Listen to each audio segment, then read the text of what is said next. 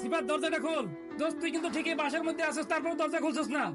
দোস্ত আমি খুব ঝামেলার মধ্যে আছি, দোস্ত আমার টাকাটা দে। কি করো সিফু? আমি ঋণগ্রস্ত। সকালে এসে দুইজন নক দেয়, বিকালে এসে দুইজন নক দেয়, বাসা থেকে বেরোতে পারছি না। যেটা হওয়ার সেটা তো হয়ে গেছে।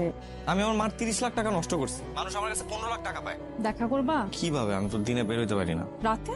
তুমি রাতে বেরোতে পারবা? কেন? ব্যালকনিতে তুমি এসে চুপচাপ দাঁড়িয়ে থাকবে আর আমি তোমার সাথে কুটকুট করে কথা বলবো।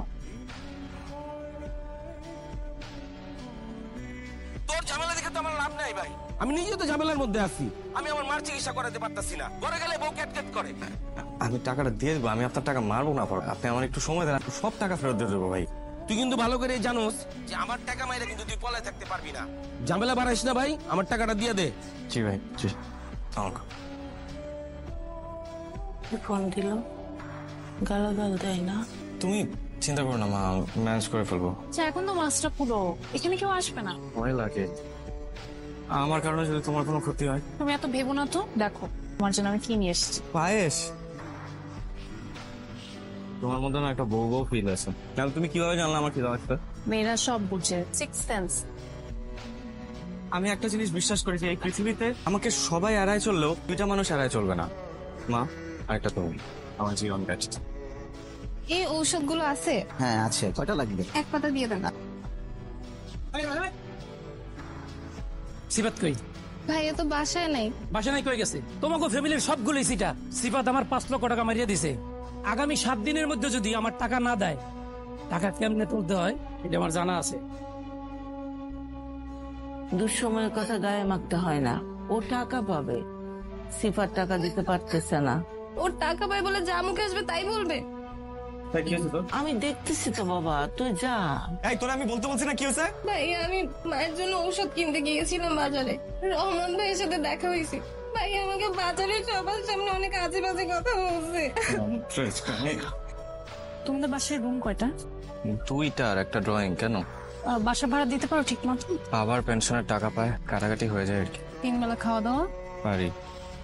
তাহলে তুমি আমাকে বিয়ে করে ফেলো। মানে?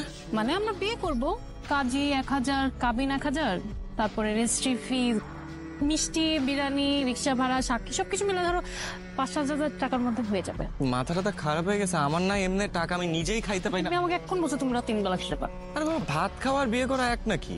হ্যাঁ, বিয়ে করে তোমাকে খাওয়াবো কি আমি? বেগুন ভর্তা আর ডাল খাওয়া পার, মাঝে মাঝে ডিম হলেও চলবে। পারবে না? না, পারবো না। দেখো আমার চাহিদা কম, আমার হাত খরচ অনেক কম। আমি সিফাত নামের একটা গরিবকে বিয়ে করে নিজেও গরিব হতে চাই, এটাই আমার জীবনের লক্ষ্য। এখন তোমার আমাকে বিয়ে করতে হবে।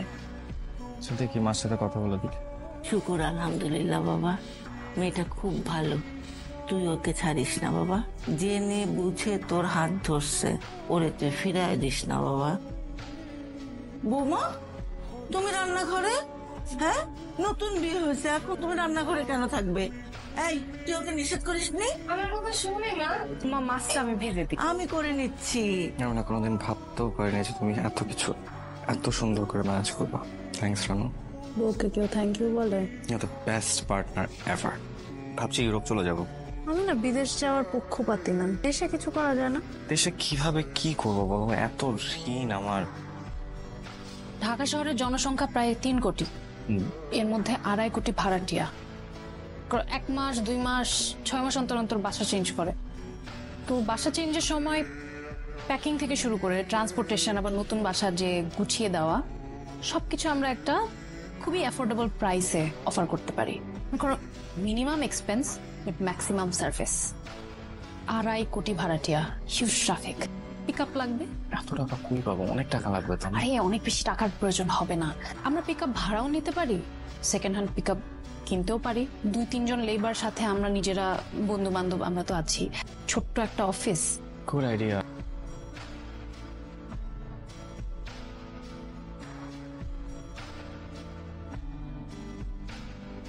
Family to Shantinagar. Order confirmed. Seriously? Great great great. Team ready? টিমের সাথে কথা বলছি, এক সেকেন্ড ভাই। হ্যালো, পিক আপ লাগবে সার্ভিস থেকে বলছি। আপনারা কি অফিস শিফটিং করেন? জি করি। কত টাকা নেন? আপনি একটা কাজ করুন, আপনার নাম্বারটা আমরা আমাদের প্রতিনিধির কাছে দিয়ে দিচ্ছি, তারা যোগাযোগ করে নিবে আপনার সাথে। জি, thank you. Thank you, thank you. হঠাৎ করে কি হলো? আমি তো বুঝছি এটা কি সেকেন্ড অর্ডার? আচ্ছা টিম রেডি করে থ্যাংক ইউ। আমার যখন কিচ্ছু ছিল না তখন আমাকে আগলে রাখার জন্য। বলেছি না বউকে কখনো থ্যাংক ইউ বলতে নেই। ওকে যেহেতু থ্যাংক ইউ বলা যাবে না, ভালোবাসার কথা বলা যাবে। I love you. I love you two.